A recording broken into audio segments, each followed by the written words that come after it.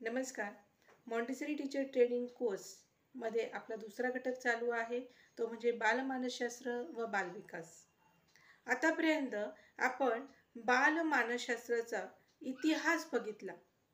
तो बालमानसशास्त्र कुठून मानसशास्त्रज्ञांनी कसा मांडला, कुठून मांडला, कोणते तत्व मांडले, या सगळ्या गोष्टींचा आपण अभ्यास केलेला आहे.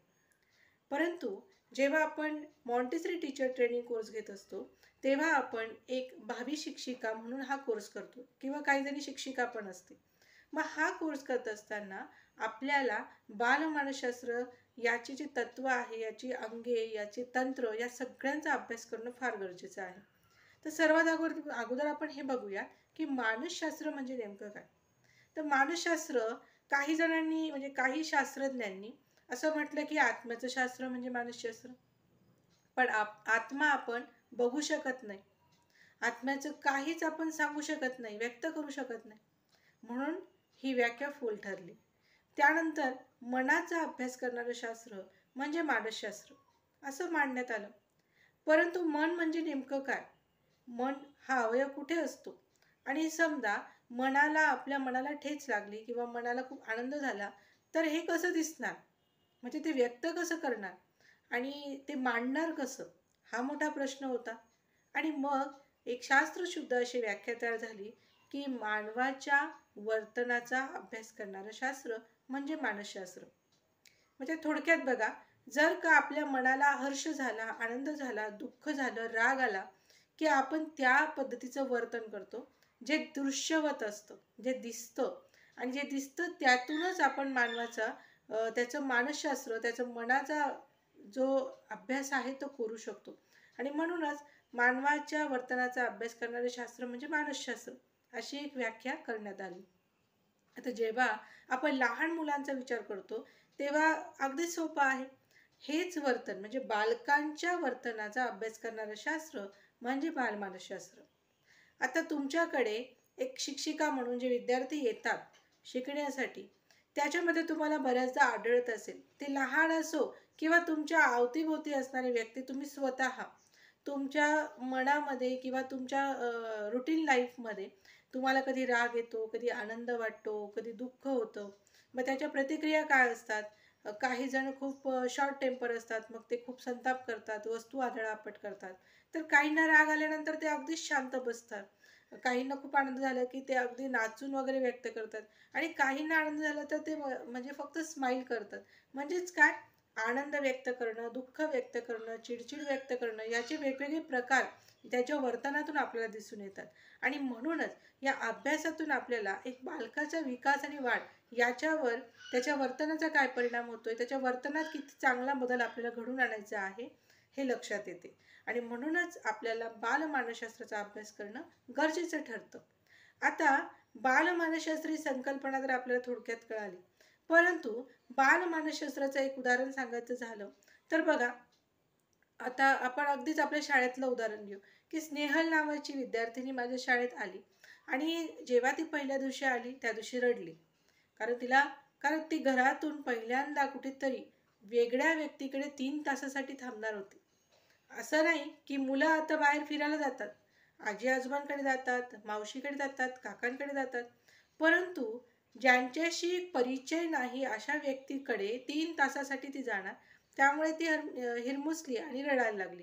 परंतु 2-3 दिवसांनी जेव्हा तिला कम्फर्टेबल वाटायला लागलं, तेव्हा ती आनंदाने शाळेत यायला लागली आणि अत्यंत हुशार म्हणून सिद्ध झाली.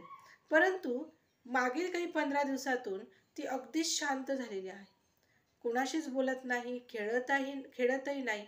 मग तिच्या वर्तनात अचानक झालेला हा बदल शिक्षिकेच्या लक्षात आला पाहिजे, आपल्या लक्षात आला पाहिजे. आणि हा लक्षात येण्यासाठी मुळात आपल्याला बालमानसशास्त्र माहिती असायला हवं. तिच्यामध्ये हा बदल का झाला असेल, आणि हा बदल झाला तर त्याच्या मागचं कारण लक्षात घेऊन, जर ते कारण म्हणजे सगळेच कारण अगदी सोपे नसतात, काही कारणं खूप कॉम्प्लिकेटेड असतात, ते लक्षात घेऊन ते सॉल्व करण्याची जबाबदारी पण एक शिक्षिका म्हणून आपली असते. म्हणजे एक शिक्षक म्हणून आपण फक्त मुलांना शिकवणं एवढंच आपलं कर्तव्य नसतं. तर थोडक्यात काय, तर बालमानसशास्त्र याचा अभ्यास करणं आपल्यासाठी अत्यंत महत्त्वाचं आहे, हे यातून आपल्याला लक्षात येईल. आता बालमानसशास्त्र याच्यामध्ये पुढे जर गेलो तर एक बालविकास घटक आपण बघितला. बालविकासमध्ये आपण दोन संकल्पना अभ्यासतो, एक म्हणजे वाढ आणि दुसरी विकास. आता बऱ्याचदा काय होतं, वाढ आणि विकास या दोन्ही शब्दांमध्ये बऱ्याच जणांची गफलत होते. जेव्हा आपण विचार करतो की विद्यार्थीचा विकास व्हायला पाहिजे आणि याचा विकास झालाय का, तर बरेच जण फक्त त्याचा भौतिक विकासाचा, भौतिक वाढीचा विचार करतात की याचं वजन, याची उंची, परंतु ती झाली वाढ. आणि विकास ही त्याच्याही पेक्षा मोठी व्याप्ती असणारी संकल्पना आहे. मग आपण या दोघातला फरक समजून घेऊयात. आता वाढ याचा जर विचार केला तर जी डोळ्यांनी दिसते आणि जिला आपण संख्यात्मक दृष्टीने मोजू शकतो तिला आपण वाढ म्हणतो. दुसरं ती मर्यादित संकल्पना आहे, हे तर आपण अगोदरच लक्षात घेतले. म्हणजे एखाद्या बालकाचं, एखाद्या व्यक्तीचं आपण वजन करून सांगू शकतो की बालक असेल तर तो 10 किलोचा आहे, व्यक्ती असेल तो 50 किंवा 60 किलोचा आहे, याची उंची 6 फुटाची आहे, याची उंची 5 फुटाची आहे, हे आपण संख्यात्मक दृष्टीने सांगू शकतो. परंतु एखाद्या मुलाचा विकास किती झालेला आहे, हा 1 लिटर हुशार आहे, हा 1 किलो हुशार आहे, असं आपण म्हणू नाही शकत. कारण विकास ह्या संकल्पनेत बालकाचा किंवा व्यक्तीचा विकास सांगताना आपल्याला गुणात्मक संकल्पनेचा वापर करावा लागतो. ओके, तर मग गुणात्मक संकल्पना म्हणजे काय? हा याची जी प्रगती आहे ती खूप छान आहे, याची प्रगती त्यापेक्षा थोडी कमी आहे. म्हणजे काय, तर आपण त्याचं गुणात्मक दृष्टीने वर्णन करत असतो. मग यासाठी आपल्याला विकास ही संकल्पना जर एवढी व्याप्ती त्याची आहे तर तिचा आपल्याला अभ्यास करणं फार गरजेचं आहे. कारण मुलांमध्ये नवीन शैक्षणिक धोरण असो किंवा जुने शैक्षणिक धोरण असो, सर्वांगीण विकास बालकाचा घडवून आणणे हे तर सगळ्यात महत्त्वाचं ध्येय आपण शिक्षक किंवा शिक्षण प्रवासात सर्वच शिक्षण प्रवासी डोळ्यासमोर ठेवून शिकवत असतात. मग सर्वांगीण विकास, विकास या संकल्पनेची जर आपल्याला व्याप्ती माहिती असेल तरच आपण बालकाचा सर्वांगीण विकास करू शकतो. तर ही व्याप्ती आपल्याला विकासाच्या अंगांमधून कळेल. व विकासाची अंगे कोणकोणती आहे, तर शारीरिक विकास, मानसिक विकास, बौद्धिक विकास, कारक कौशल्याचा विकास, भावनिक विकास, सामाजिक विकास, सृजनात्मक विकास, सौंदर्यदृष्टीचा विकास, कल्पनाशक्तीचा विकास, या सगळ्या घटकांचा, या सगळ्या अंगांचा आपल्याला विचार करावा लागतो. तेव्हा आपण बालकाच्या विकासामध्ये चांगला सकारात्मक बदल घडवून आणू शकतो. तर मग या विकासाचे अंग आपण समजून घेऊयात. आता सगळ्यात अगोदर आपण समजून घेऊयात शारीरिक विकास. तर शारीरिक विकास, जसं आपण बघितलं की वाढ आपण मोजू शकतो की याचे हात किती लांब आहे, याचे पाय किती लांब आहे, हे पण आपण मोजू शकतो. मग याच्यात विकासाचा कसं काय विचार करायचा, तर जे हात किंवा पाय यांचं संतुलन व्यवस्थित आहे का, म्हणजे तो जे अवयव आहे तो व्यवस्थित वापरतो आहे का, त्याच्यामध्ये ते सूक्ष्म कौशल्य आहे का. आता सध्या आपण वारंवार एक शब्द ऐकतो की मोटर स्किल डेव्हलप करायचे आहे बालकांचे. मग मोटर स्किलमध्ये आपल्याला fine motor skill, gross motor skill या गोष्टींचा विचार करावा लागतो. मग या मुलाला हात आहे, डोळे आहे, परंतु तो दोऱ्यामध्ये मणी होऊ शकतो का, म्हणजेच काय की या दोघांचा, त्याच्या हातांचा, त्यांच्या डोळ्यांचा तो समन्वय साधू शकतो का, याला आपण शारीरिक विकास म्हणणार आहे. जर तुम्ही एखादा बॉल थ्रो केला, त्याला त्याच्याकडे भिरकावला, तर तो ते कॅच घेऊ शकतो का, किंवा तुम्ही अगदीच साधं उदाहरण झालं तर तो पायऱ्या चढू शकतो का व्यवस्थित. बऱ्याचदा मुलं चालताना धडपडतात. मग असं का होतं, जर तो विद्यार्थी 2 किंवा 2.5 वर्षाचा असेल आणि तो एखाद 2 वेळा धडपडला तर आपण समजू शकतो की कदाचित त्याची शारीरिक क्षमता कमी असेल. परंतु जेव्हा त्याचा विकासाचा टप्पा गाठला जातो, म्हणजे तो 3 वर्षाचा झाला किंवा 4 वर्षाचा झाला, 6 वर्षाचा झाला, तरीही तो धडपडतोय, म्हणजे आपल्याला या गोष्टींकडे विकास या दृष्टीने जर विचार केला तर आपल्याला त्याच्या शारीरिक विकासाकडे लक्ष घालावं लागेल. मग यासाठी आपण विविध ॲक्टिव्हिटी पण करू शकतो की त्याचा शारीरिक विकास कसा आहे हे त्याला न जाणवता आपल्याला तपासायचं आहे. म्हणजे तुम्ही जर असं म्हटलं, चला मुलांनो आज आपण बघूया तुमचा शारीरिक विकास किती झाला, तर हे मुलं आपल्याकडे येणारा जो वयोगट आहे तो अत्यंत छोटा आहे. 3 वर्षाचे बालक आपल्याकडे येणार आणि आपण जर त्यांना सांगणार, चला मुलांनो मी तुमचा शारीरिक विकास बघणार आहे, तर ते कधीच नाही करणार किंवा ते घाबरतील की अरे बापरे आज काय करणार आहे मॅडम. त्यापेक्षा आपण काय करायला पाहिजे की विविध ॲक्टिव्हिटी घेऊन, विविध उपक्रम घेऊन, खेळ घेऊन, ओके, खेळ घेऊन आपण त्यांचं शारीरिक विकास, शारीरिक ते कौशल्य कसे वापरता आहे, आपल्या शरीरातील अवयवांचा समन्वय कसा साधतायत हे आपण बघू शकतो. त्यामध्ये साध्या साध्या उड्या, बेडूक उड्या, माकड उड्यापासून शर्यत, साधी शर्यत, अडथळ्याची शर्यत, बटाटा शर्यत, रुमाल शर्यत पासून अशा विविध ॲक्टिव्हिटी आपण वापरू शकतो. तर हे झालं आपलं शारीरिक विकासाबाबत. दुसरं आहे कारक कौशल्य विकास. तर कारक कौशल्य म्हणजे काय, तर समजा मुलगा पळत आहे आणि त्याच्या समोर मोठा दगड आहे आणि तो दगड बघून तो थांबला, म्हणजेच काय की याची ठेच लागल्यानंतर आपल्याला काय होऊ शकतं याचा अंदाज त्याला आला आहे, म्हणून तो थांबला.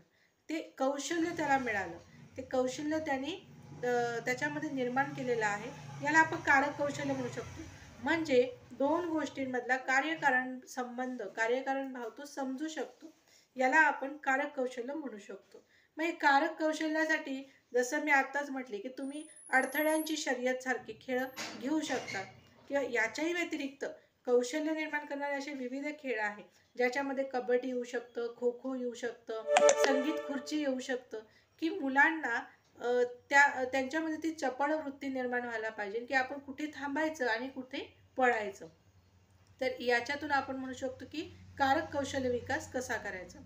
तिसरा आहे बौद्धिक विकास किंवा मानसिक विकास. तर मानसिक आणि बौद्धिक या दोघी घटकांचा विचार केला तर त्याला त्या विद्यार्थ्याला किंवा त्या बालकाला मोजता यावं. आता मोजता यावं तुम्ही म्हणाल की मॅडम आपल्याकडे येणारा जर वयोगट 2.5 वर्षाचा आणि 3 वर्षाचा असेल तर त्यांना कसं मोजता येईल. तर बघा त्याचं एक उदाहरण सांगते मी. समजा तुम्ही तुमच्या मुलांना खाऊ द्या, काहीतरी खाऊ द्या आणि त्याच्या भावाला सांगा, म्हणजे त्याला सांगा की तू तुझ्या भावाला तर तुझ्यातलं खाऊ दे आणि सारखा देशील. असं जर तुम्ही सांगितलं तो बरोबर त्याचे 2 पार्ट करतो. किंवा याहीपेक्षा तुम्ही त्याला 3 चॉकलेट द्या आणि त्याच्या भावाला 4 चॉकलेट द्या. तुम्ही त्याला मोजायला शिकवलेलं नसतं, पण तरी तो सांगतो आपल्याला की मला कमी दिले आणि भाऊला जास्त दिले. म्हणजेच काय, एवढ्या लहानपणी या संकल्पना त्याच्या दैनंदिन जीवनामध्ये तो वापरत असतो. फक्त आपल्याला त्याच्याकडून बेसिकली हा अभ्यास आहे, हे मोजून दाखव असं न करता, जसं त्याचं भावविश्व आहे, जसं त्याचं दैनंदिन जीवन आहे, त्या दैनंदिन जीवनातल्या अनुभवाशी निगडीतच त्याला वेगवेगळ्या ॲक्टिव्हिटीतून ह्या सगळ्या गोष्टी शिकवता येऊ शकतात. त्याला वर्गीकरण करणं आलं पाहिजे. म्हणजे लाल रंग आणि हिरवा रंग तुम्ही शिकवला आणि त्या वस्तू तुम्ही एकत्र केल्या, तर त्याला जर तुम्ही विचारलं की आता हे 2 रंग वेगवेगळे कर, हिरवा रंग एकीकडे आणि लाल रंग एकीकडे, तर त्याला ते वेगळं करता आलं पाहिजे. तर याच्यातून आपल्याला त्याचा शारीरिक विकास पण कळतो, त्याचा समन्वय पण कळतो, त्याचं कारक कौशल्य पण कळतं आणि त्याचा मानसिक बौद्धिक विकास पण कळतो. आणि याच्याही नंतरचा जो घटक आहे तो आहे भावनिक विकास, जो अत्यंत महत्त्वाचा आहे. आता बघा तुमच्याकडे येणारे काही विद्यार्थी किंवा आपले बालक किंवा आई म्हणून जरी कोणी हा व्हिडिओ बघत असाल, तर आई म्हणून आपण बघतो की आपला मुलगा फार आदळआपट करतो, चिडचिड करतो किंवा तुम्ही जर त्याला अभ्यासाला बसवलं, अरे पेपर आहे अभ्यास कर, तर तो बसत नाही. किंवा आपण काहीतरी खायला दिलं तर तो म्हणतो नाही मला हे नको, मला तेच हवंय. मग आपण म्हणतो फार हट्टी आहे, मी काय करू मला कळत नाहीये. तर या सगळ्या गोष्टी त्याच्या भावनिक विकासावर अवलंबून आहे. त्याच्या भावनिकतेला तुम्ही समजून घ्या. त्याचा भावनिक विकास हा त्याच्या भावनिक विकासावर फक्त तुम्ही किती खेळणे देता, तुम्ही कसे प्रेमाने वागतात, तुम्ही किती वाईट वागतात, फक्त याच घटकांचा परिणाम नसतो. पहिला घटक तर वातावरण आहेच. वातावरणाचा परिणाम त्याच्यामध्ये 100% होतोच, पण त्याचबरोबर अनुवंशाचा पण परिणाम होतो. त्यामुळे त्याची मानसिक स्थिती आणि भावनिक स्थिती आपल्याला समजून घ्यावं लागेल. As a mother, as a teacher, जर तुम्ही आई असाल तरीही आणि तुम्ही टीचर असाल तरीही. त्यामुळे तुमच्याकडे येणारा बालक जर खूप चंचल असेल आणि किंवा तो खूप तापट असेल, रागीट असेल किंवा खूप हट्टी असेल, तर तुम्हाला काय करावं लागेल, अगोदर त्या बालकाला ही व्यक्ती जी शिकवणारी आहे, जी सांगणारी ही माझ्याच सारखी आहे असं वाटलं पाहिजे. तेव्हा तो आपल्याशी मैत्री करू शकेल. आणि ते बालक जेव्हा आपल्याशी मैत्री करतं तेव्हा असे बालकाची भावनिक स्थितीवर किंवा भावनिकतेवर आपण कंट्रोल करू शकतो, की हे बघ, तू आता असं केलं ना तर मी तुझ्याशी बोलणारच नाही, फ्रेंडशिप तोडून टाकेल. मग त्याच्या मनामध्ये एक भावनिकता निर्माण असते की नाही, ही माझी मैत्रीण आहे, हा माझा मित्र आहे आणि याला मी सगळं सांगू शकतो किंवा हिला मी सगळं सांगू शकतो, ही मैत्री तुटायला नको. त्याच्या भावनांवर कंट्रोल येतं. आणि म्हणून आपण काय करायला पाहिजे, आपण अगोदरच काय करतो, मुलं वर्गात आल्यानंतर आपण त्यांना एकदम म्हणजे आपण त्यांना सूचना देतो. आपण त्यांच्याशी गप्पा गोष्टी करत नाही, तर आपण त्यांना आल्यापासून इन्स्ट्रक्शन देतो. आणि इन्स्ट्रक्शन कोणालाच नको असतं. ते बालक असो किंवा ते पालक असो किंवा ते शिक्षक असो. ॲटलिस्ट म्हणजे जर तुमचाही विचार केला तरी पण तुम्हाला जर मी फक्त इन्स्ट्रक्शन दिले तर तुम्हाला ते आवडणार नाही. जर आपण सगळ्यांनी गप्पा मारून एखादा विषय सॉल्व्ह केला तर तो जास्त आवडेल. म्हणजेच काय, तर गप्पा गोष्टी न करता जर त्यांना इन्स्ट्रक्शन दिले तर काही जण फॉलो करतात. कारण काहींचा बौद्धिक मानसिक विकास चांगला झालेला असू शकतो, जसं आपण बघितलं की व्यक्तिभेद असू शकतो. परंतु प्रत्येक मुलाचा स्वभाव, प्रत्येक मुलाची भावनिक स्थिती वेगळी असणार आहे. त्यामुळे तुम्हाला पहिले त्यांच्यासारखं व्हावं लागेल, त्यांचे मित्रमैत्रिणी व्हावं लागेल आणि मग नंतर तुम्हाला त्यांना ते सांगता आलं पाहिजे. इन्स्ट्रक्शन म्हणून नाही, एक आपण जसं गप्पा करतो त्या पद्धतीने. तर अशा पद्धतीने या बालकांचे तरी किमान या बालकांचे तरी मित्र व्हावं, म्हणजे लहान बालकांचे तरी आपण मित्र व्हावं. परंतु ही संकल्पना कुठेतरी बदलत चालली आहे. आता मोठे पालक म्हणतात की नाही, किशोरावस्था आहे, कुमारावस्था आहे, या मुलांची मित्र व्हावं. पण तुम्ही जर अचानक मित्र व्हाल यांचे, अचानक मित्र नाही होता येणार आपल्याला. आपण जेव्हा त्यांच्याशी लहानपणापासून कनेक्ट असू तरच आपल्याला मित्र होता येईल. आपल्याला त्यांना नाही म्हणता आलं पाहिजे की हे आता माझ्याकडे नाही आहे, आता अवेलेबल होऊ शकत नाही.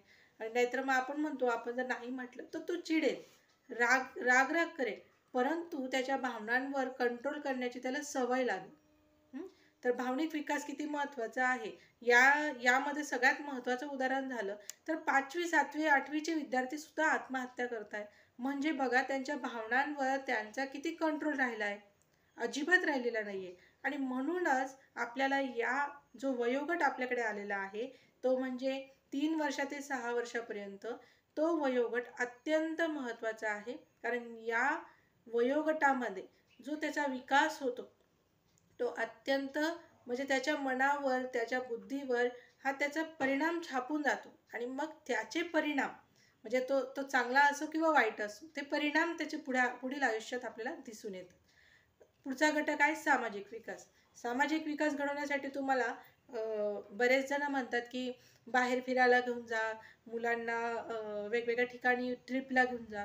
पण म्हणजे माझं मत तरी आहे की तुम्ही सामाजिक विकास घडवण्यासाठी तुमच्याकडे किती स्कोप आहे बघा.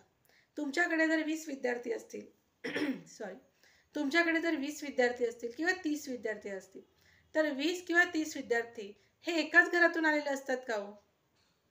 नाही. हे विद्यार्थी वेगवेगळ्या फॅमिलीजमधून, वेगवेगळ्या समाजामधून, वेगवेगळ्या वातावरणामधून आणि वेगवेगळी संस्कृती असणारे, वेगवेगळी भाषा असणारे असू शकतात. त्याच्यामुळे समाजाचं छोटं स्वरूप तुमच्या शाळेत, तुमच्या वर्गातच आलेलं असतं. अशा वेळेस तुम्ही त्यांना काय करू शकतात, तुम्ही त्यांच्या गटचर्चा घडवून आणा.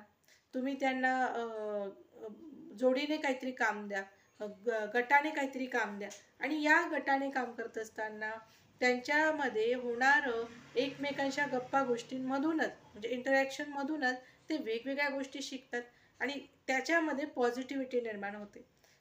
म्हणजे जर का बाहेर समाजामध्ये जर त्याला काही गोष्टी सांगितल्या की नाही हे चांगलं नाही किंवा हे वाईट नाही, तर तो त्या गोष्टी त्याच्या लेवलला, त्याच्या वर्गामध्ये जेव्हा एकमेकांशी बोलतो तेव्हा या गोष्टींची सुद्धा चर्चा करू शकतो.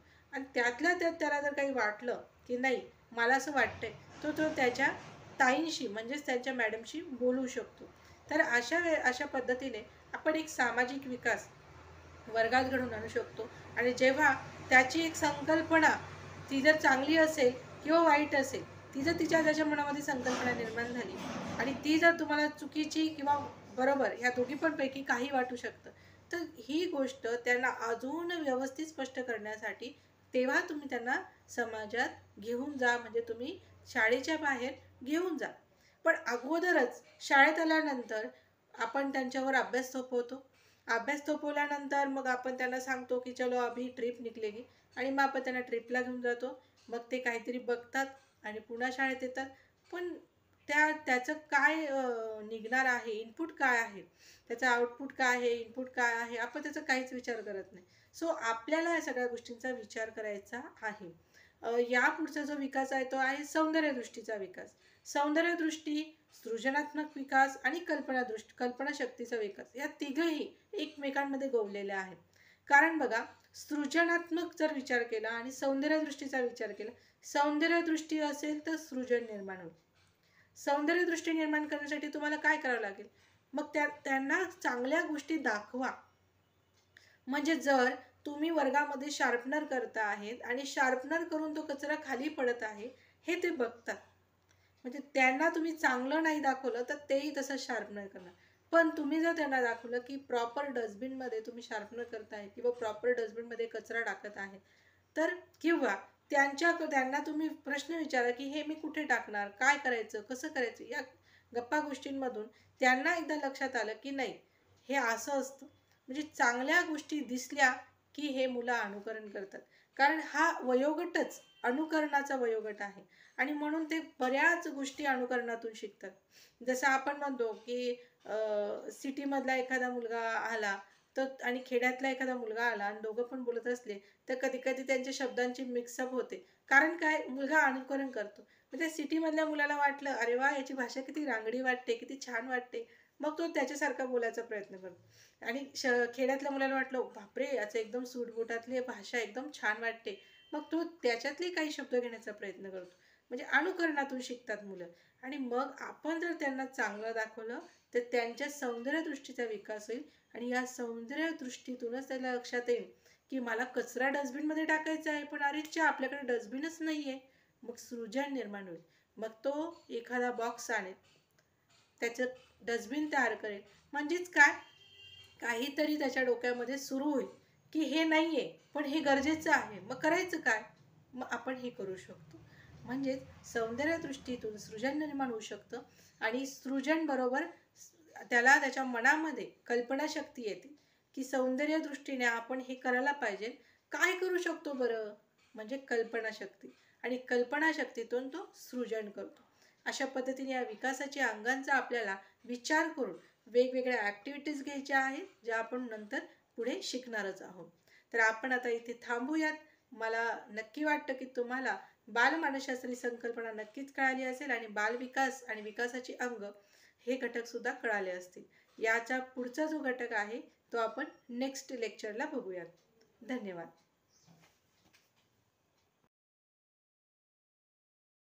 आता आपण नेमकं 3 ते 6 वर्ष वयोगटासाठी जो बालवाटिका हा विषय ठरवलेला आहे, या संदर्भात आपण कसा अभ्यास घेऊ शकतो किंवा यांच्यासाठी आपण नेमकं कोणत्या दिशेने प्रवास करायचा आहे याविषयी माहिती मिळूया. आजच्या सामाजिकतेचे मानस आणि समाज जीवनाची गरज म्हणून आपण आज 2.5 ते 3 वर्षाच्या बालकाला शाळेत पाठवतो. सद्यस्थितीमध्ये जी KG, मॉन्टेसरी, नर्सरी इत्यादी शिशुशाळा, बालमंदिरे चालतात, त्यांची त्या नावासोबत जोडलेली मूळ संकल्पना मात्र आपण समजून न घेता सरळ त्यांचं प्राथमिक शिक्षण सुरू करतो. आणि म्हणूनच प्रत्येक विद्यालयाला किंवा प्रत्येक शिक्षिकेला मॉन्टेसरी, नर्सरी किंवा KG याची मूळ माहिती असणे किंवा मूळ सिद्धांत माहिती असणे खूप गरजेचे आहे. आणि याचा अभ्यास आपण बालमानसशास्त्राचा इतिहास यामध्ये सविस्तर केलेलाच आहे. पण तरी मॉन्टेसरी, KG वगैरे सारखी पद्धती लागू करून आपण 3 वर्षाच्या बालकांना काय करतो, तर डायरेक्ट पहिलीच्या वर्गाचा पाठ्यक्रमच आपण देतो. कारण जेव्हा आपण अभ्यासलं की मॉन्टेसरी किंवा किंडरगार्टन म्हणजेच KG किंवा नर्सरी, अंगणवाडी, बालवाडी या सगळ्या पद्धती ज्या सिद्धांतावर मांडल्या गेलेल्या होत्या, त्या सिद्धांताला बाजूला सारून आपण सरळ पहिलीचा अभ्यासक्रम त्यांच्यावर थोपवतो. आणि म्हणून काय होतं की 3 वर्षापासूनच औपचारिक शिक्षणाची सुरुवात त्या मुलांची होऊन जाते. मग शिशुवर्ग किंवा हे जे छोटे मुलांचे वर्ग आहे त्यांचे काही सिद्धांत आपण लक्षात घेतले पाहिजे, परंतु सगळे मिश्रण आपल्याला विद्यालयात दिसून येतात. उदाहरणार्थ बघा, की KG किंवा किंडरगार्टन नावाची शाळा असते आणि मात्र तिथे अभ्यासक्रम मॉन्टेसरीचा असतो, किंवा मॉन्टेसरी नावाची शाळा असते, अभ्यासक्रम हा किंडरगार्टनचा असतो. तर म्हणून हे सिद्धांत न समजून घेता जेव्हा शिक्षक किंवा व्यवस्थापक त्या पद्धतीचं व्यवस्थापन आपल्या शाळेत करतात, तिथे मात्र ते सिद्धांत पूर्णत्वास जात नाही आणि मग काय होतं की आपलं शिक्षण देण्याचं ध्येय पूर्ण होऊ शकत नाही. मग आता आपल्याला जर बाल शिक्षणाचा विचार करायचा आहे तर नेमकं कोणत्या दिशेने जायला पाहिजे? तर बघा, बालवाटिकेत 3 ते 6 वयोगटातील बालक समाविष्ट असतात. हे तर आपण अगोदरपासूनच अभ्यासत आहोत. या वयातील शिक्षण कसं व्हायला पाहिजे? तर NEPने पण काय सांगितलंय की या वयामध्ये संस्कारनिष्ठ आणि अनौपचारिक असं शिक्षण असावं. त्याचबरोबर ते बालकेंद्रित असावं आणि विज्ञाननिष्ठ असावं. या सगळ्या गोष्टी या बालशिक्षणात आलं पाहिजे आणि याचा सगळ्यात मोठा सार म्हणजे हे शिक्षण आनंददायक असलं पाहिजे. मग आनंददायक कधी होईल? तर आनंददायक क्रियाकल्पातून जेव्हा अनौपचारिक माध्यमांच्या साहाय्याने संस्कारांवर आधारित आपण शिक्षण देणं सुरू करू, तेव्हा आपलं बालशिक्षण हे अधिक उत्तम, उत्कृष्ट आणि आनंददायक होणार आहे. मग अनौपचारिक आणि बालकाच्या आनंददायी क्रियाकलाप म्हणजे काय? तर क्रियाकलाप म्हणजे क्रियात्मक असं शिक्षण, म्हणजे आपण त्याला आता म्हणतो की ॲक्टिव्हिटी बेस्ड स्कूल किंवा ॲक्टिव्हिटी बेस्ड टीचिंग असं आपलं असायला हवं. मग हाच आपला मुळात बालशिक्षणाबाबतचा उद्देश आहे, हेतू आहे असं आपण म्हणू शकतो. मग आता या बालशिक्षणाचा मूळ उद्देश सांगताना जर एकाच शब्दात सांगायचं असेल किंवा एकाच वाक्यात सांगायचं असेल तर आपण काय म्हणू शकतो की बालविकास म्हणजेच समग्र विकास. समग्र विकास घडवणं हेच बालविकासाचे किंवा बालशिक्षणाचा मूळ हेतू किंवा उद्देश आहे असं आपण म्हणू शकतो. मग यामध्ये समग्र विकास म्हणजे नेमकं काय? तर यामध्ये सगळ्याच गोष्टींचा समावेश होतो. म्हणजेच काय की त्याचं चारित्र्य संपन्नता, त्यानंतर त्याचा क्षमता विकास, त्याच्या विकासाची विविध क्षेत्र आपण अभ्यासली, त्या सगळ्या क्षेत्रांचा विकास, या सगळ्या गोष्टी याच्यामध्ये किंवा या घटकामध्ये, या हेतूमध्ये समाविष्ट आहेत. मग आता या उद्देशाचा जर आपण विस्तार केला तर विस्तारामध्ये पहिला महत्त्वाचा घटक काय येतो? तर या बालकाचा त्याच्या जीवनाचा घनिष्ठतम अनुभव काय आहे, तो अनुभव त्याला देणे आणि त्यातून शिक्षण देणे. म्हणजे उदाहरणार्थ बघा, की एखादा बालक आपल्या मातेच्या गर्भात असतो त्यावेळेपासूनच खरं तर त्याचं शिक्षण सुरू होतं आणि म्हणून तर आपण म्हणतो ना की मातेने आनंदी राहायला पाहिजे, म्हणजे बाळाचं पोषण चांगलं होतं किंवा बाळही आनंदी राहतं. याचं काय कारण आहे? तर याचं उत्तम उदाहरण आपल्या पुरातन काळामध्ये पण दिसून येतं की अभिमन्यूचं जर आपण उदाहरण बघितलं तर त्या उदाहरणावरून आपल्या लक्षात येतं की गर्भावस्थेत सुद्धा बालक आपल्या मातेचं आणि आपल्या आजूबाजूच्या असणाऱ्या सगळ्या लोकांचं ऐकत असतं आणि त्याचा परिणाम त्या गर्भावर सुद्धा होत असतो. म्हणजेच काय की हे शिक्षण गर्भावस्थेपासूनच सुरू होतं आणि मग त्याचा जीवनाचा घनिष्ठतम जो संबंध आहे तो कुठून सुरू होतो? तर त्याच्या जी भ्रूणावस्था असते किंवा बीजावस्था आपण म्हणूयात, बीजावस्था, नंतर भ्रूणावस्था आणि नंतर गर्भावस्था, या जन्माच्या पूर्वी असणाऱ्या अवस्थांपासूनच त्याच्या विकासाची प्रक्रिया सुरू झालेली असते. मग यामध्ये दुसरा घटक जर आपण बघितला तर तो काय आहे? तर संस्कार आणि चारित्र्य निर्मिती. बऱ्याचदा बालवाटिका किंवा शिशुशाळा असतात, तर यामध्ये चारित्र्य संपन्नता आणि संस्कार या विषयाला कसं शिकवायचं किंवा मुलांमध्ये या बाबतीतला बदल कसा घडवायचा, याविषयी खूप प्रश्न असतात. तर मग आता याच्यासाठी काय करायचं? तर फार सोपं आहे. तर जर आपल्याला संस्कारक्षम असे बालक तयार करायचे असतील तर आपण त्यांना काय काय देऊ शकतो? तर आपण आपल्या पूर्वजांची ओळख त्यांना सांगू शकतो आणि त्यांच्यापासून प्रेरणा देऊ शकतो. मग त्यामध्ये आमचे पूर्वज कसे होते? तर पराक्रमी होते, शूर होते, गुणवान होते, ज्ञानी होते आणि विभिन्न कला विपूर्ण होते, त्यागी होते, सेवाभावी होते, भक्त, तपस्वी इत्यादी कल्याणाची कामना करणारे होते. मग अशा सगळ्या महापुरुषांची, आपल्या पूर्वजांची त्यांना माहिती होणे गरजेचे आहे. त्यातून त्यांच्यामध्ये चारित्र्य संपन्नता होणार आहे आणि संस्कृतीची जर आपल्याला त्याला जाणीव करून द्यायची असेल तर आपण आपल्या अवतीभोवती असं, मग याच्यासाठी तुम्हाला कर्मकांड करायचं आहे का? तर अजिबात नाही. आपल्याला बालशिक्षण देताना सहज, सोपं आणि आनंददायी करायचं आहे. तर मग संस्कार आपल्याला कुठून होणार आहे? तर आपण भारताला देश न म्हणतात भारत माता म्हणतो. त्यानंतर आपले नद्या, पर्वत, सागर, भूमी, अरण्ये किंवा धार्मिक ग्रंथ, काव्य या सगळ्यांना आपण एक सन्मानाचं स्थान देतो. तर या सगळ्या गोष्टींची माहिती आणि या सर्वांच्या बाबतीतली आपुलकीची भावना आपण मुलांमध्ये निर्माण केली पाहिजे. चारित्र्य संपन्नतामध्ये अजून काय करू शकतो? तर सद्गुण व सदाचार म्हणजे काय? तर ज्ञानप्राप्तीची इच्छा, करुणा, निस्वार्थता, परोपकार, तप, दया, स्नेह, भक्ती यासारखे किंवा परिश्रम म्हणू शकतो आपण, सत्य म्हणू शकतो, अहिंसा म्हणू शकतो, संयम म्हणू शकतो.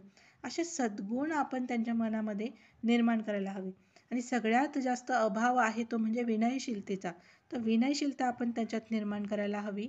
आता हे शब्द ऐकल्यावर आपल्याला मॉन्टेसरी टीचर किंवा ॲज अ शिक्षक आपल्याला असं वाटेल की अरे बापरे, हे एवढं मोठं म्हणजे तप, दया, स्नेह कसं निर्माण करायचं? तर मुळात जे विद्यार्थी असतात त्यांच्यामध्ये आपसुकच हे गुण असतात. फक्त आपण त्यांना योग्य दिशा जर दिली तर. आणि त्याचं जसं आपण बघितलं की निरीक्षण हे सगळ्यात मोठं साधन आहे. आणि त्या निरीक्षणातून जर आपल्याला वाटत असेल की ही गोष्ट यामध्ये याची कमतरता आहे किंवा ही गोष्ट याच्यामध्ये यायला हवी, उदाहरणार्थ याच्यामध्ये एखाद्या विद्यार्थ्यामध्ये परिश्रमता कमी आहे किंवा तो सत्य बोलत नाही, खरं बोलत नाही, त्याच्यामध्ये संयम नाही आहे, तर या सगळ्या गोष्टी निर्माण करायला हव्यात. मग संयम निर्माण करण्यासाठी आपण काय करू शकतो? तर बघा, एखाद्या विद्यार्थी बोलत असताना दुसऱ्याने वाट बघायची त्याचं संपेपर्यंत, मग हे थांबणं याला आपण संयम म्हणू शकतो. म्हणजे संयम हा शब्द मोठा आहे किंवा अहिंसा हा शब्द मोठा आहे. आणि म्हणून आपण त्या पद्धतीने त्या उच्च स्तराचा विचार न करता लहान वयातल्या बाल्यांचा विचार या गुणांच्या संदर्भात करायचा आहे. मग आता यामध्ये सगळ्यात महत्त्वाचं म्हणजे आपण देशभक्तीसुद्धा निर्माण करू शकतो मुलांमध्ये. मग देशभक्ती ही फक्त देशभक्ती परगीत म्हटले की निर्माण होते का? किंवा देशावरचं एखाद्या गाण्यावर नृत्य केलं म्हणजे देशभक्ती निर्माण होईल का? तर अजिबात नाही. तर आपण आपल्या व्यवहारातच ती देशभक्ती मुलांना दाखवायची आहे, आपली कृतिशीलता दाखवायची आहे. मग ती कृतिशीलता आपण कशी दाखवू शकतो? की बघा, आपल्या देशाला जर आपण उत्कृष्ट बनवायचं असेल तर त्या देशातील पर्यावरण हे चांगल्या पद्धतीचं असलं पाहिजे. तेथील जी सृष्टी आहे त्या सृष्टीमध्ये जे सगळे लोक राहतात त्यांच्यामध्ये एकमेकांमध्ये प्रेम असून त्यांच्यामध्ये सामाजिक एकता असली पाहिजे. वीज, पाणी, अन्न इत्यादींचा आपण अपव्यय टाळला पाहिजे. आणि स्वदेशीचा आपण अधिकाधिक व्यवहार केला पाहिजे. आपल्या मातेबद्दल आपण जे भारत माता की जय म्हणतो, म्हणजे आपल्या भारताविषयीचं प्रेम, आदर असलं पाहिजे. आणि देशासाठी सर्वस्व त्याग करणाऱ्या प्रत्येक व्यक्तीविषयी आपल्या मनामध्ये आदराची भावना पाहिजे. हे जर शिक्षकामध्ये असेल तर तो त्या विद्यार्थ्यांमध्ये सहज ते निर्माण करू शकतो. मग यासाठी तुम्हाला काहीतरी विशिष्ट पद्धतीने स्थळाला भेट देऊन वगैरे असं करायचं नाही आहे. तुम्ही सहज तुमच्या वागणुकीतून सुद्धा हे मुलांमध्ये निर्माण करू शकतो. यासाठी सगळे जे जे क्रियाकलाप आपल्याला करता येतील ते आपण पुढच्या भागात बघणारच आहेत. परंतु आता पुढचा तिसरा जो आपला महत्त्वाचा गुण आहे किंवा आपल्या विद्यार्थ्यांच्या विकासाशी संबंधित आहे तो म्हणजे क्षमतांचा विकास. मग आता क्षमता म्हणजे काय? तर जीवनाचे उद्दिष्ट साध्य करण्यासाठी, जीवन व्यवस्थित जगण्यासाठी सर्वांकडे काही क्वालिटी आहे, काही क्षमता आहे. मग या क्षमतांचा आपण योग्य पद्धतीने वापर करून त्याचा विकास करू शकतो. मग त्यामध्ये कोणकोणत्या क्षमता असू शकतात? तर पहिले आहे शारीरिक क्षमता. तर फिजिकली जी क्वालिटी असते ती. तर शारीरिक क्षमतांमध्ये पण आपले कर्मेंद्रिय आहे, आपले ज्ञानेंद्रिय आहे. मग कर्मेंद्रिय म्हणजे काय? ज्याने आपण काम करू शकतो. हात, पाय, वाणी हे सगळे आपले कर्मेंद्रिय आहे. मग हाताची क्षमता विकसित करायची आहे मुलांमध्ये. मग काय करायला पाहिजे? तर हातांची क्षमता जर आपल्याला निर्माण करायची आहे तर एखादा चेंडू फेका, तो त्या विद्यार्थ्याला झेलता येतो का? त्याला पकडता येतो का? त्याला फेकता येतो का? त्याला रस्सी ओढता येते का? त्याला एखाद्या दाबता येतं का? उघडता येतं का? झेलता येतं का? धक्का देता येतो का? आपल्या शर्टचे बटन लावता येतात का?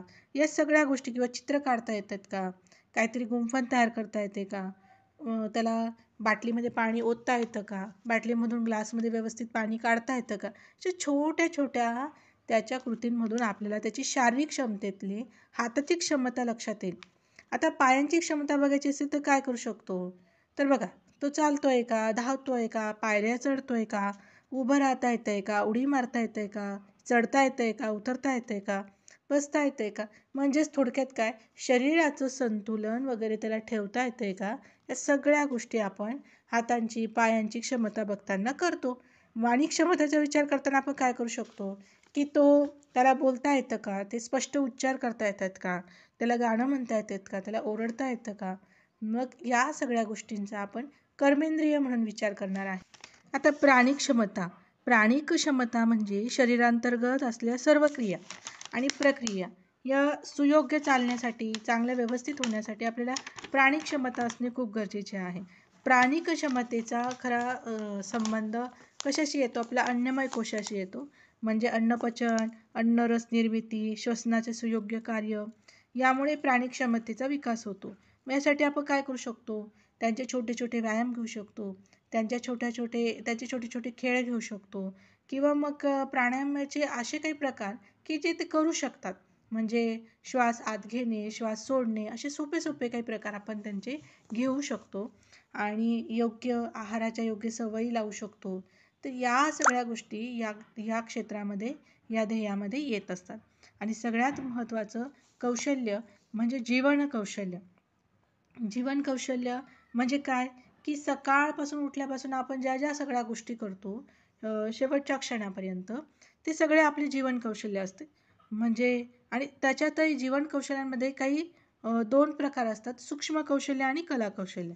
मग सूक्ष्म कौशल्य कोणते, तर ज्ञानेंद्रिये व कर्मेंद्रियांचा समन्वय आपण जर साधू शकलो, तर ती जे क्रिया करू शकलो, तर आपण म्हणू शकतो की सूक्ष्म कौशल्य निर्माण झाले. उदाहरणार्थ कसं, की एखाद्या शर्टाचं बटन विद्यार्थ्यांना लावता येतं, किंवा एखाद्या दोऱ्यामध्ये मणी ओवता येत आहेत, म्हणजे सूक्ष्म कौशल्य त्याचं विकसित झालं असं म्हणू शकतो आपण. म्हणजे कारण का, की त्या एकाच वेळेस त्याला हात हे कर्मेंद्रिय आणि डोळे त्याचं लक्ष केंद्रित करणं, या सगळ्या क्रिया एकाच वेळेस करावं लागतं. त्यामुळे त्याला सूक्ष्म कौशल्य आपण म्हणू शकतो. नंतर कला कौशल्य व जीवनाचा आनंद घेण्यासाठी विविध कला अवगत असतात काही बालकांना, आणि काही बालकांमध्ये ते मूळतः असतात परंतु त्याची जाणीव त्यांना नसते. मग ती जाणीव निर्माण करणे, त्यांच्यामध्ये नेमक्या कोणते कलागुण आहे, कोणते कलागुण विशेष आहे, यांचा शोध घेणे आणि त्यांच्या कलागुणांना प्रेरणा दिली, या सगळ्या गोष्टी यामध्ये येतात. आता त्यांच्या मानसिक क्षमता आपण बघूयात. तर मानसिक क्षमता, बौद्धिक क्षमता हे एकमेकांशी सहसंबंधित असे घटक आहेत. मग मानसिक क्षमतेमध्ये काय काय होऊ शकतं, तर जसं एखादा बालक किंवा एखादा व्यक्ती विचार करत असतो. मग त्याचं आपण म्हणतो की माझ्या मनाने हे म्हटलं, तर मन तर आपण काही दाखवू शकत नाही, पण कुठेतरी विचाराची प्रक्रिया चालू असते. एखादी इच्छा आपल्या मनामध्ये निर्माण होते, एखादा आपण संकल्प करतो. हे सगळं मनोमय कोशातल्या काही क्रिया आहे आणि मानसिक क्षमतेशी निगडित आहे. बौद्धिक क्षमतेचा विकास जर आपण बघितला, तर बालकाचा 89% कमीत कमी 89% विकास, बुद्धीचा विकास हा वयवर्ष 6 पर्यंत होऊन गेलेला असतो. मग विचार करा, यासाठी आपल्याला किती महत्त्वाची भूमिका आपली आहे. मग यामध्ये काय काय करू शकतो आपण, त्याचा बौद्धिक विकास जर चांगला उत्कृष्ट व्हायला हवा असेल, तर स्मृती व धारणा, निरीक्षण, परीक्षण, तुलना, विश्लेषण करणं, संश्लेषण करणं, तर्क करणं, अनुमान काढणं, एखादी कल्पना मांडणं किंवा एखादा निर्णय घेणं, या छोट्या मोठ्या गोष्टींची शिकवण त्यांना विविध प्रसंगांतून मिळावी, याचे अनुभव त्यांना मिळावे, यासाठी आपण प्रयत्न करायला हवे, जेणेकरून त्यांची बौद्धिक क्षमतेचा विकास हा होत असतो. तर आत्मिक क्षमता म्हणजे आता आपण आत्मिक क्षमतेकडे वळूयात. तर आत्मिक क्षमता म्हटल्यानंतर आपण म्हणतो की आता यामध्ये काय शिकवायचं, तर खूप सोपं आहे. एकमेकांविषयी वाटणारं प्रेम, एकमेकांसाठी केलेला त्याग. म्हणजे बघा, जर एखादं चॉकलेट बालकाने घेतलं आणि ते एकच चॉकलेट आहे, तर अर्धं तू घे आणि अर्धं मी घेतो. म्हणजे अर्ध्या चॉकलेटचा त्याने त्याग केला सहज. कशासाठी, तर आपल्या मित्रावर किंवा आपल्या मैत्रिणीवर असलेल्या प्रेमासाठी किंवा त्यांच्याशी असणाऱ्या आपुलकीसाठी.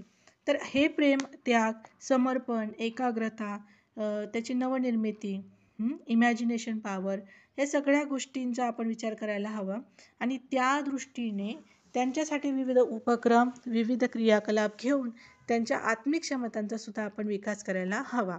तेव्हाच आपली जे बालशिक्षणाचे उद्देश आहे त्याची पूर्ती होणार आहे. तर आज आपण आपल्या बालशिक्षणाचा खरा उद्देश काय आहे त्याला विस्तृतपणे समजून घेतलं.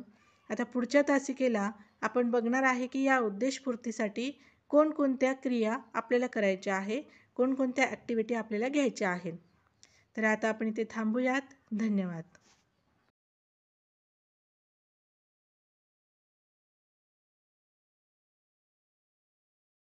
नमस्कार.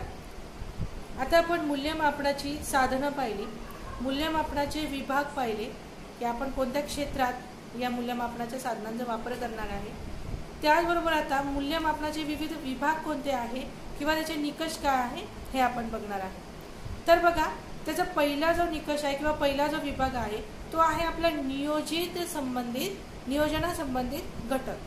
आपण जेव्हा एखादं मूल्यमापन करत असतो किंवा एखाद्या घटकाविषयी किंवा बोधात्मक क्षेत्र असो, कार्यक्षेत्र असो, सामाजिक कौशल्य क्षेत्र असो, तर या क्षेत्रांच्या बाबतीत जेव्हा आपण मूल्यमापन करत असतो त्या मूल्यमापन करण्याच्या अगोदरची सगळ्यात अगोदरची पायरी आहे की आपल्याला एक उद्दिष्ट ठरवावं लागतं आणि त्या उद्दिष्टानुसार आपल्याला काही नियोजन करावं लागतं. आणि नियोजनासाठी आपल्याला काय साधनांच्या किंवा काय निकषांची आवश्यकता आहे, तर सगळ्यात पहिले अभ्यासक्रम.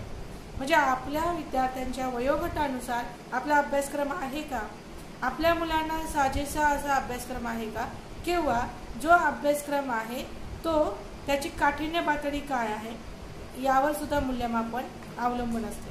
म्हणजे बघा, पहिलीच्या मुलांना आपण 10वीचा अभ्यासक्रम देऊ शकत नाही किंवा 10वीच्या मुलांना आपण अगदी 3री-4थीला शिकवावं इतके सोप्या कन्सेप्ट देऊ शकत नाही. त्यांच्या वयानुसार, त्यांच्या पात्रतेनुसार अभ्यासक्रम ठरवला जातो. त्यानंतर दुसरा घटक आहे शैक्षणिक साधने.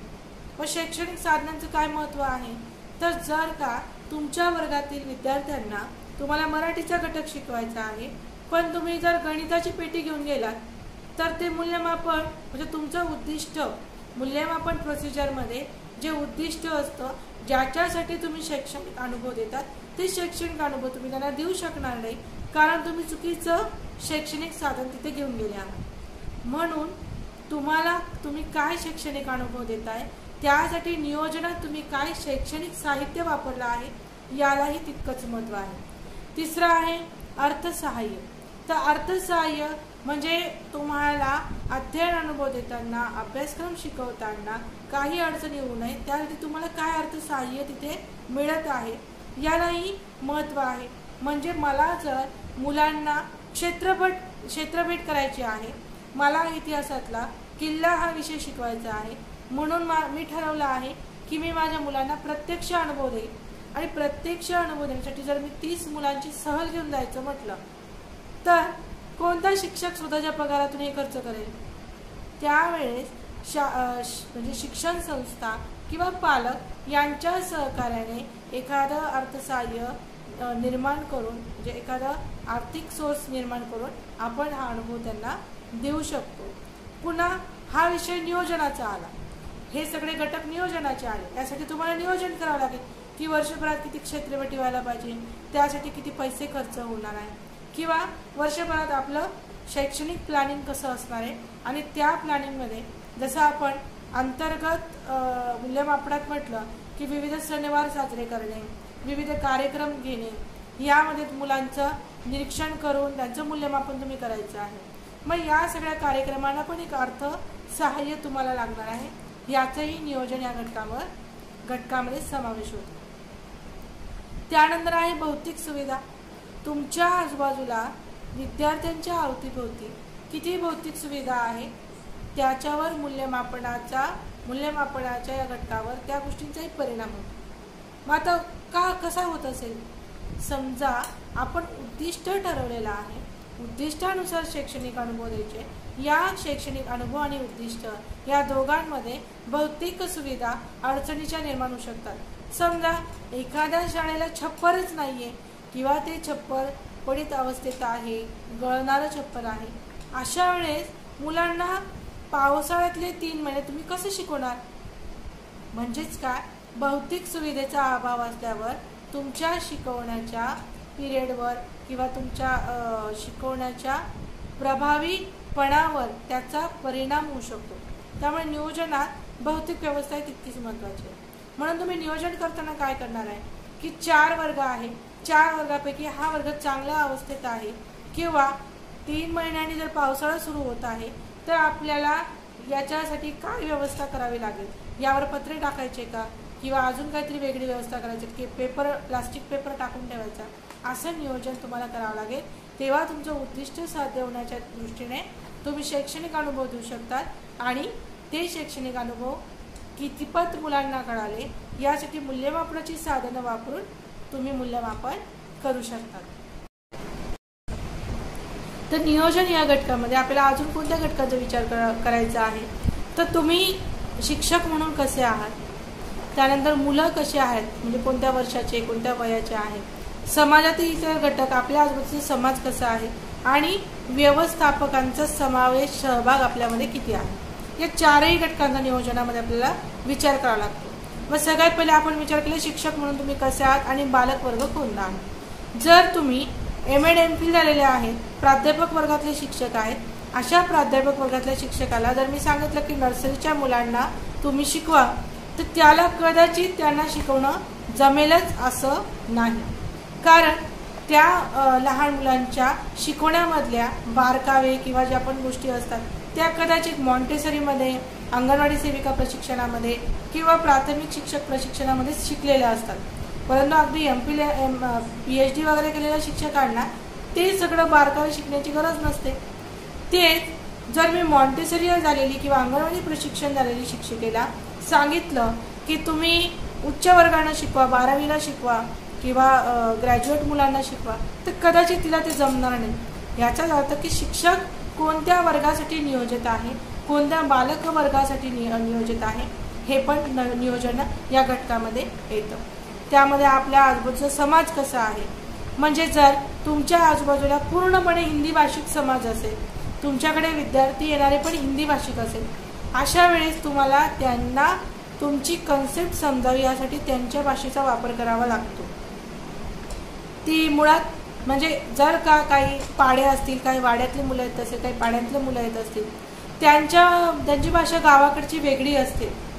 मग तुम्ही म्हणाल की मॅडम आम्हाला तर ती भाषा येत नाही, पण प्रत्येक वेळेस तुम्हाला अगदी तटस्थपणे राहून प्रमाण भाषाच त्यांना शिकवायची असं नसतं. कधी कधी काही शब्द तुम्हाला त्यांची सुद्धा वापरून त्यांच्याशी जवळीक निर्माण करावी लागते. हा सुद्धा नियोजनाचा एक भाग आहे. तर आपला जो पहिला विभाग आहे तो नियोजन, आणि नियोजनाचे आपण कोणकोणते निकष येतात किंवा कोणकोणते त्याच्यामध्ये पॉईंट येतात ते आपण पाहिजे. तर दुसरा जो भाग आहे तो आहे कार्यवाही.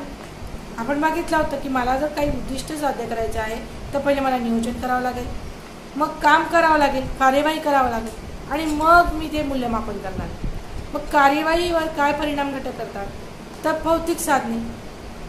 आता नियोजनावर गणित विषय शिकवायचा आहे, गणितातले भौतिक भूमिती हा विषय मला शिकवायचा आहे की भौमितिक आकार कसे असतात किंवा सर्कल कसे काढायचे.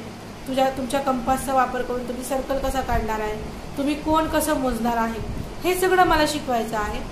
पण माझ्याकडे गणिताची पेटी नाही. मग मी मुलांच्या कंपासमधलं एवढंसं साहित्य वापरून एवढ्या मोठ्या वर्गाला शिकवू शकणार नाही.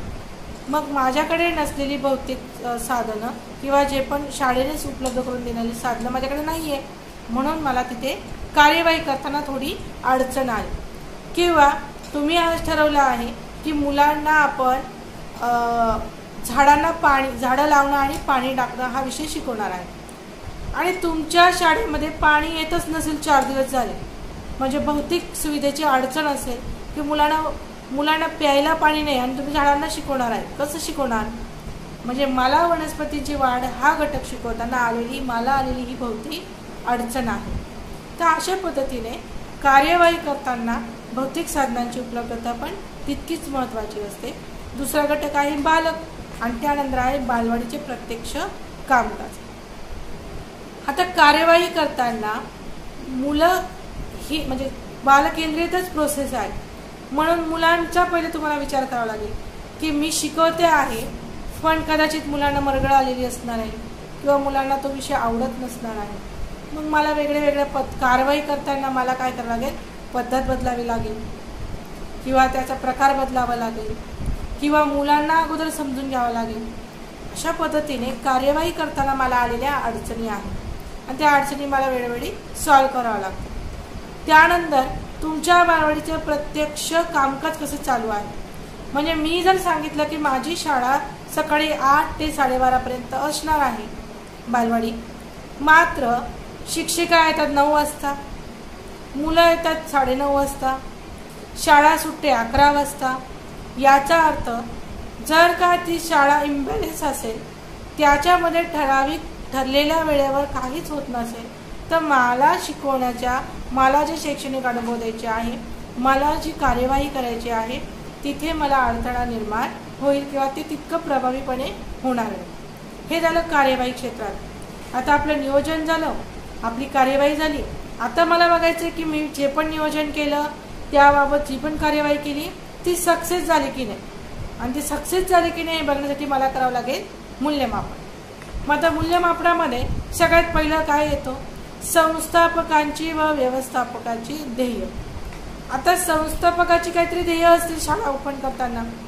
तर काही संस्थापकांचं काय ध्येय असतं की माझे शाळेचे जे विद्यार्थी आहेत त्यांना एकदम चांगलं इंग्रजी यावं, इतर विषयात ते थोडे कमी राहिले तर चालेल, परंतु मात्र त्यांचं इंग्रजी एकदम ॲक्युरेट असावं, हे त्यांचं ध्येय आहे. पण मात्र तुम्हाला स्वतःला शिक्षक म्हणून तुम्ही नियोजन काय केलं आहे की माझ्या विद्यार्थ्यांना मराठी आणि हिंदी आणि संस्कृत हे 3 विषय एकदम छान आले पाहिजे आणि त्याच्या अभ्यासक्रमाचा तुम्ही अभ्यास केला, त्याच्यानुसारच अध्ययन अनुभव दिले आणि आता तुम्हाला ते सक्सेस झालं की नाही बघायचं. कदाचित तुम्ही ठरवलेले उद्दिष्ट सक्सेस पण झाले असतील, पण त्याला 0 मार्क मिळतील, कारण संस्थापकांचे ध्येय वेगळी आहेत आणि तुम्ही ठरवलेले ध्येय वेगळी आहे. ही मूल्यमापनामध्ये येणारी अडचण आहे. दुसरं काय, तर बाहेर पडणाऱ्या मालकाची प्रगती. काही लोक स्थलांतरित होतात, काही लोकांच्या बदल्या होतात. मग एखाद्या विद्यार्थ्यांवर तुम्ही खूप मेहनत घेतली की वर्षभर तुम्ही त्याला खूप शिकवलं, त्याच्यासाठी नियोजन केलं, त्याला वेगवेगळे अध्ययन अनुभव दिले, मात्र ऐन मूल्यमापनाच्या वेळेस त्यांनी शाळा सोडली. काय झालं की तुम्हाला कळणारच नाही की आपण शिकलेल्याला कळलं का, तुमचं उद्दिष्ट सक्सेस झालं की नाही हे तुम्हाला कळणार नाही. आणि समाजाची अपेक्षा, आता हा सगळ्यात महत्त्वाचा पॉईंट आहे.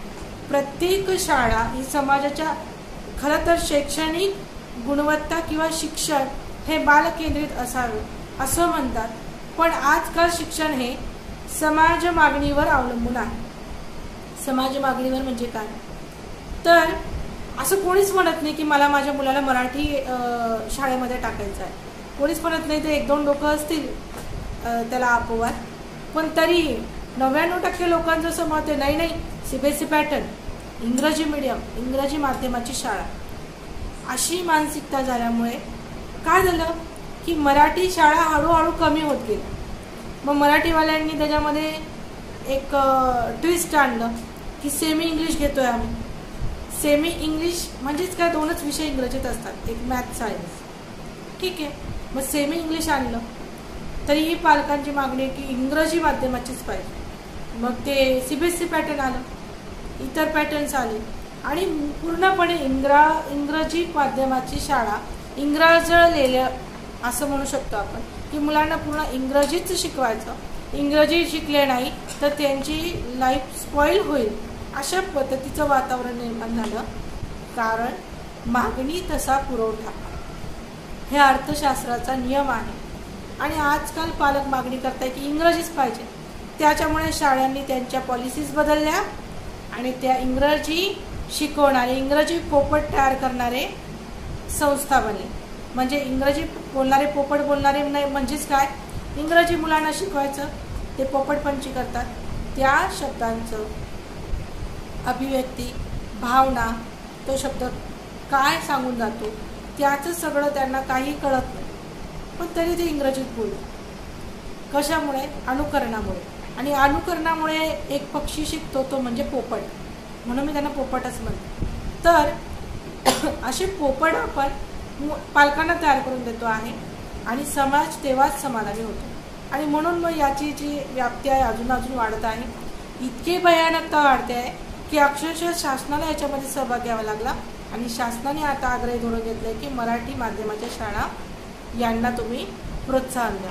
तर अशा पद्धतीने तुमच्या मूल्यमापनावर नियोजन, कार्यवाही आणि मूल्यमापनाचं क्षेत्र किंवा साधनं या सगळ्या गोष्टींचे सुद्धा परिणाम होऊ शकतात. पण परिणामांची काळजी न करता मुलांचा सर्वांगीण विकास कसा होईल याची आपण काळजी घेतली पाहिजे.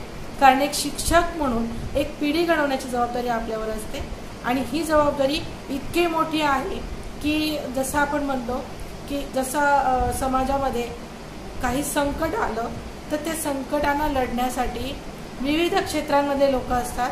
पण ते संकट येऊ नये म्हणजे प्राकृतिक तर आहे पण सामाजिक संकट कोणत्याही पद्धतीचं येऊ नये. त्यामुळे समाज निर्माण करणं गरजेचं आहे आणि चांगला समाज निर्माण करण्यासाठी आज आपण शिक्षक जर मुलांच्या सर्वांगीण विकासासाठी प्रयत्नशील राहिलो तर एक चांगला समाज निर्माण करू शकतो आणि समस्या निराकरण करू शकतो. तर अशा पद्धतीने आपला जो मूल्यमापनाची निकष किंवा मूल्यमापनाचा विभाग हा पार्ट होता इथे संपला. आता आपण या पुढचा भाग उद्या बघूया. बाय.